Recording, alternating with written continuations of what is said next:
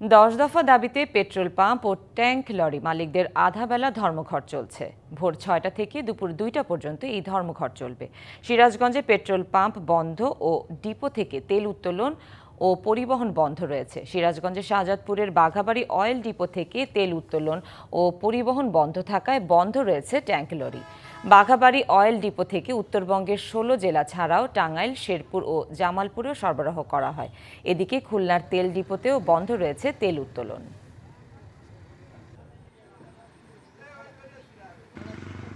দশ দফা দাবি বাস্তবায়নে সিরাজগঞ্জেও চলছে বাংলাদেশ পেট্রোল পাম্প ও ট্যাঙ্ক লরি মালিক ঐক্য পরিষদের ধর্মঘট। এ বিষয়ে বিস্তারিত জানাতে আমাদের সাথে সিরাজগঞ্জ ও খুলনা থেকে যুক্ত হচ্ছেন সহকর্মীরা। প্রথমেই যাব সিরাজগঞ্জে আছে খালিদ, ধর্মঘটের কারণে কি প্রভাব পড়ছে? সুনন্দা, আমি এই মুহূর্তে দাঁড়িয়ে আছি সিরাজগঞ্জের শাহজাদপুরে অবস্থিত বাঘাবাড়ি অয়েল ডিপোতে। তো সারা দেশের ন্যায় এই সিরাজগঞ্জেও কিন্তু বাংলাদেশ পেট্রোল পাম্প ও ট্যাঙ্ক লরি মালিক ঐক্য পরিষদের ডাকা যে ধর্মঘট রয়েছে সেই ধর্মঘট কর্মসূচি কিন্তু পালিত হচ্ছে। তো এই ধর্মঘট কর্মসূচির ফলে কিন্তু এই বাঘাবাড়ি অয়েল ডিপো থেকে কিন্তু আপনি জানেন যে উত্তরবঙ্গের যে 16টি জেলা রয়েছে এই 16টি জেলায় কিন্তু জ্বালানি তেল সরবরাহ করা হয়।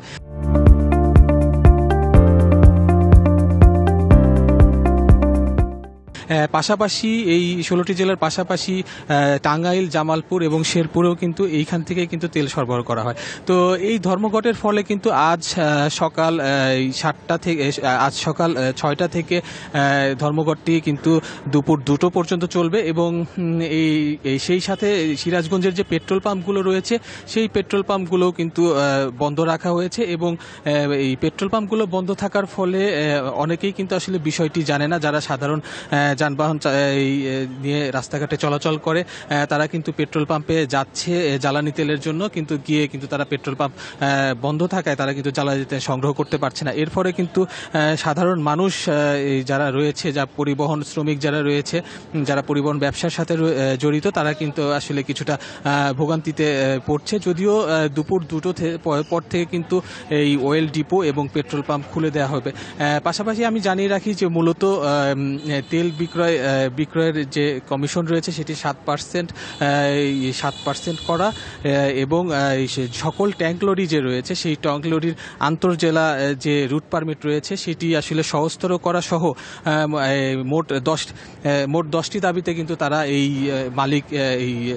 পেট্রোল পাম্প এবং ট্যাঙ্ক লরি মালিক ঐক্য পরিষদ কিন্তু তারা এই আন্দোলনটি করছে এবং তারা যেটি জানিয়েছে যে তাদের এই কর্মসূচি যদি তাদের এই যৌক্তিক দাবিগুলো যদি মেনে না হয় তাহলে কিন্তু পরবর্তীতে আরো কঠোর কর্মসূচিতে তারা যাবেন। তো এই ছিল সিরাজগঞ্জ থেকে আমার কাছে সর্বশেষ।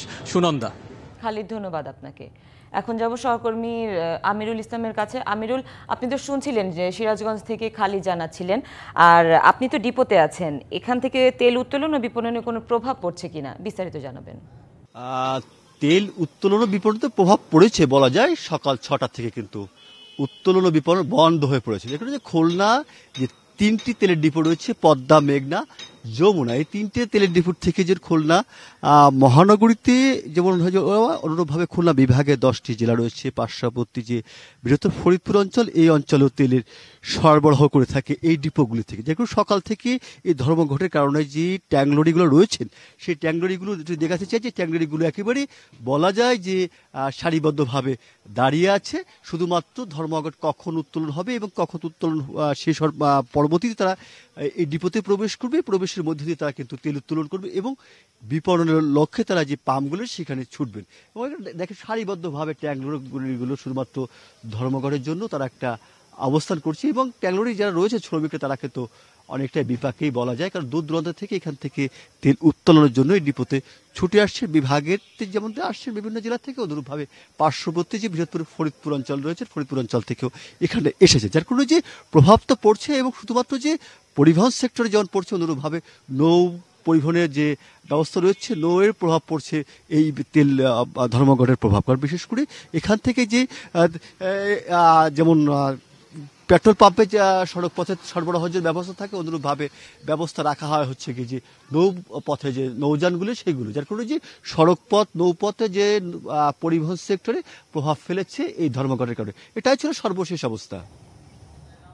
আমিরুল, ধন্যবাদ আপনাকে।